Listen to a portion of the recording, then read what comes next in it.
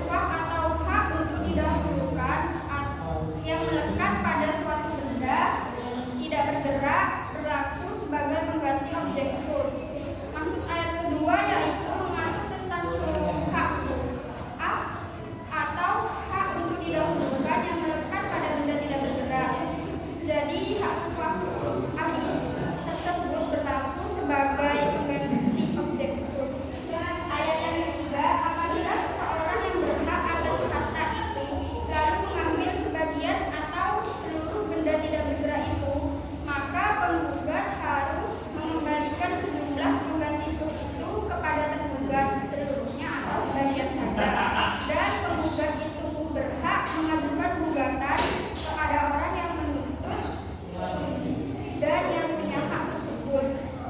Selanjutnya ayat keempat yaitu apabila seluruh atau sebagian dari pengganti kerugian itu diambil oleh penggugat, maka penggugat berhak mengajukan gugatan atas penggantian tersebut. Pasal ini mengatur berbagai situasi dan konsekuensi hukum terkait suit, yaitu suatu penolakan atau sikap diam, objek penggantian suit dan hak suap, dan tindakan-tindakan yang dapat diambil oleh para pihak dalam proses suit. Secara umum, pasal ini bertujuan untuk memberikan kepastian hukum dan melindungi kepentingan para pihak dalam proses suit. Selanjutnya pasal 513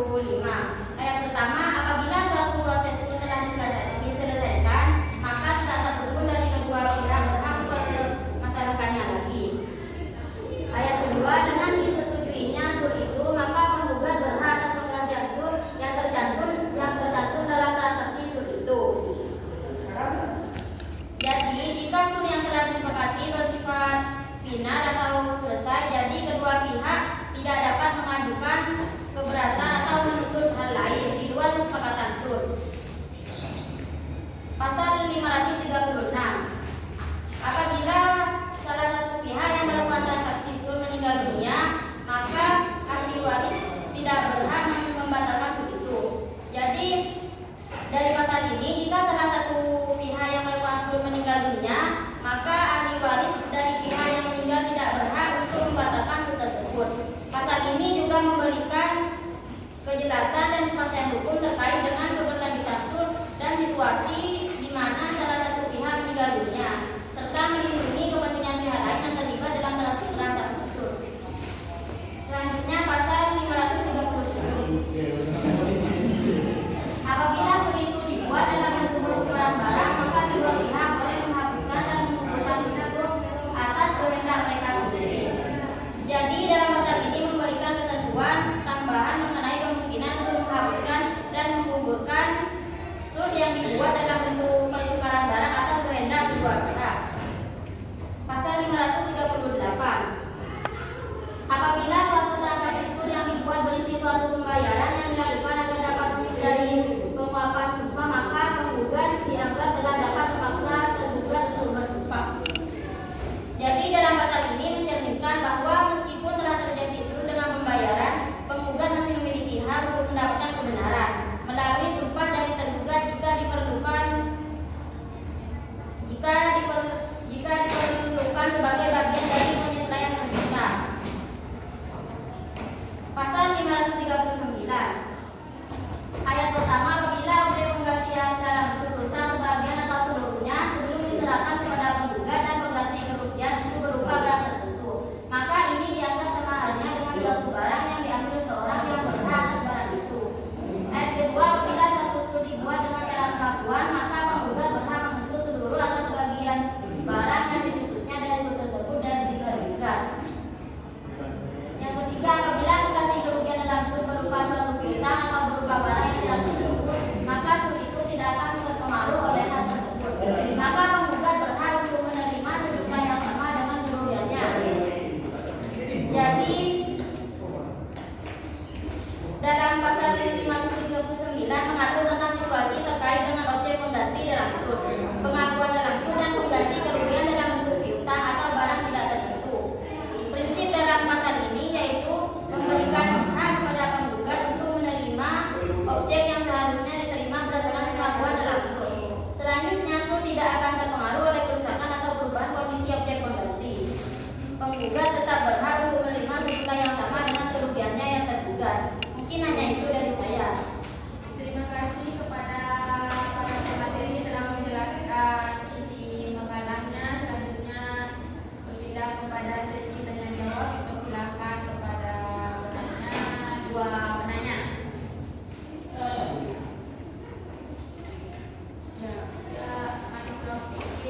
Bismillahirrahmanirrahim. Langsung saja di sini saya ingin bertanya terkait dengan materi pada siang ini. Materi tentang sul. Ya. Betul. Nah, di sini yang saya ingin tanyakan, ini kan kaitannya dengan kompilasi hukum Indonesia ya. Mungkin dari materi bisa menjelaskan prinsip-prinsip dasar tentang prinsip-prinsip utama dalam sul itu menurut kompilasi hukum Indonesia itu seperti apa? Prinsip utama. Ya. Dalam kompilasi hukum Indonesia ya. Ini kan temanya kan sul dalam kompilasi hukum Indonesia ya.